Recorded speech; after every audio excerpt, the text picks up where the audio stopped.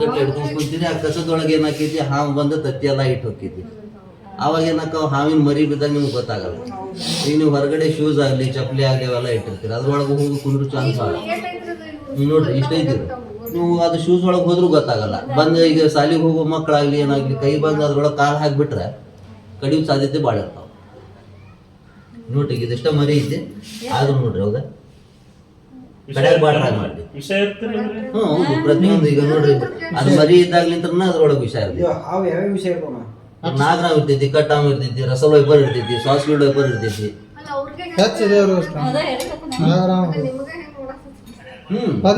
ಈಗ ಅದಕ್ಕೆ ನಾವು ಹೆಚ್ಚಿಗೆ ಕಾಡ್ಸಿದ್ವಿ ಅಂತ ಹೇಳಿದ್ರೆ ಅದು ಕಾಡ್ಸುದು.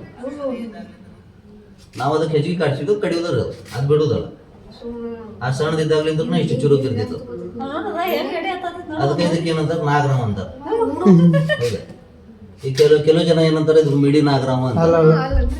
ಮಿಡಿ ನಾಗರಾಮ್ ಅಂತ ಹೇಳಿ ಅದಕ್ಕೆ ಹೇಳ್ತಾರ. ಸಣ್ಣದಿದ್ದಾಗ ಅದಕ್ಕೆ ಮಿಡಿ ನಾಗರಾಮ್ ಆ ನಾಗರಾಮ್ ಏನೈತಿ ನಾಗರಾಮ ಅದು ದೊಡ್ಡದಾತಂದ್ರೆ ನಾಗರಾಮ್ ಆಗ್ತೈತಿ. ಅವಾಗ ಮಿಡಿ ನಾಗರಾಮ್ ಇರುದಿಲ್ಲ. ಎಲ್ಲಾರು ಹೇಳೋದೇನು ಏ ಮಿಡಿ ನಾಗರಾಮ್ ಸಣ್ಣದೇ ಇರ್ತೈತಿ ಅಂದ್ರೆ ಸಣ್ಣದಾದ ದೊಡ್ಡದಾಗ್ತಿದ್ರು ಅದು.